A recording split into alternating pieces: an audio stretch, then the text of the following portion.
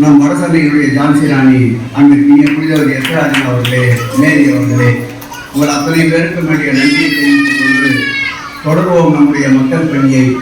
2026ஆம் ஆண்டு மாண்புமிகு தமிழக முதல்வருடைய ஆட்சி கட்டையில் அமர்த்துகின்ற வரையில் நம் பணியை ஓய்வில்லாமல் ஆற்றுவோம் என்று மாண்புமிகு தமிழக முதல்வருடைய பிறந்த நாளில் சபதமேற்று விடைபெறுகிறோம். நன்றி, வணக்கம். கலைஞர் அவர்கள் தாய் 8 அடி பாய்ந்தால் குட்டி 14 அடி பாயும் என்பார்கள்.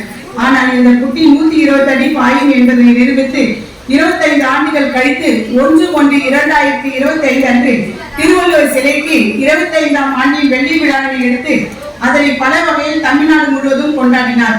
குழந்தைகளின் கல்வி மேம்பாடு அடைகின்ற விதத்தில் பல விதமான திட்டங்களை ஏற்படுத்தி லட்சக்கணக்கான மாணவர்கள் அதில் பயனடைந்து வருகின்றனர். 6ஆம் வகுப்பு முதல் 12ஆம் வகுப்பு வரை தமிழ் வழி கல்வி படித்த ஏழை மாணவிகள் தங்களுடைய கல்வி இடையிலே நிறுத்திவிடக் கூடாது என்பதற்காக மாதம் 1000 ரூபாய் வழங்கி மேற்கல்வி பயில்வதை உறுதியாக்கும் புதுமை பெண் திட்டத்தை ஏற்படுத்தினார். மாணவியர் மட்டுமல்லாது அரசு பள்ளியில் 6 முதல் 12 வரை பயின்ற மாணவர்களும் பயன்பெறும் வகையில் மாதம் 1000 ரூபாய் வழங்கும் தமிழ் புதல்வன் திட்டத்தையும் தோற்றுவிட்டார். நான் முதல்வர் திட்டம் என்ற திட்டத்தை ஏற்படுத்தி கல்வியில் மட்டுமல்லாது மாணவியர் வாழ்க்கையிலும் வெற்றியாளராக்கும் திறன் மேம்பாட்டு திறன் மற்றும் வழிகாட்டுதல் திட்டத்தையும் அறிமுகம் செய்தார்.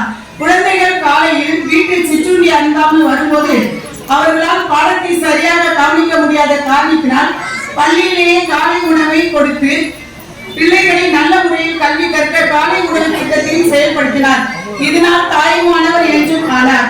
இவ்வாறு தமிழ் மக்களுக்காகவும் தமிழர்களுக்காகவும் தமிழ் மாநிலத்தின் உரிமைகளை காக்கவும் தமிழுக்காகவும் எப்பொழுதும் தன்னை அர்ப்பணித்துக் கொண்டு இருக்கின்ற நம்முடைய முதல்வர் அவர்கள் மும்மொழி கொள்கையை ஏற்றுக்கொண்டால்தான் கல்வி நிதியை வழங்குவேன் என்று கூறிய ஒன்றிய கல்வி அமைச்சர் அவர்களுக்கு 2000 கோடி அல்ல 1000 கோடி 10,000 கோடி கொடுத்தாலும் இந்த மும்மொழி கொள்கையை ஏற்க மாட்டேன் என்று கூறி திராவிடம் போராடும் திராவிடம் வெல்லும் என்ற கொள்கையை ஏந்தி தமிழ் மொழியை பாதுகாக்க அனைத்து முயற்சிகளையும் எடுத்துக்கொண்டு வருகின்றார்.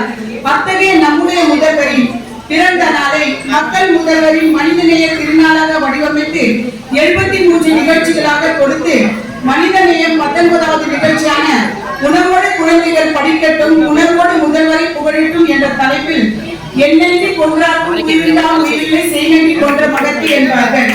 சென்னை மாவட்டத்தில் கிழக்கு மாவட்டத்தில் 20 மகளிருக்கு சென்னை மாநகராட்சியில் தேர்தலில் நிற்க அனுமதி வழங்கி அவர்களை வெற்றி பெற செய்து எங்களை அரவணைத்து அனைத்து மேடைகளையும் ஏற்றி சமூகத்தில் எங்களை சிறப்படைய செய்த எங்களுடைய நன்றிக்குரிய பாசமிக அன்பிற்கு இனிய எங்களுடைய அண்ணன் மாவட்ட செயலாளரும் இந்து பள்ளி மற்றும் அறநிலைத்துறையின் அமைச்சரும் பெருநகர சென்னை வளர்ச்சி குழுமத்தின் அமைச்சரும் ஆகிய எங்கள் பாசமிக அண்ணன் TKS அவர்களே, இவ்விழாவிற்கு வருகை தந்து அங்கன்வாடி குழந்தைகள் ஆசிரியர்கள் மற்றும் சத்துணவு பணியாளர்களுக்கு நலத்திட்ட உதவிகளை வழங்கி இருக்கின்ற மாண்புமிகு சமூக நலன் மற்றும் மகளிர் உரிமைத்துறை அமைச்சர் அக்கா திருமதி கீதா ஜீவன் அவர்களே,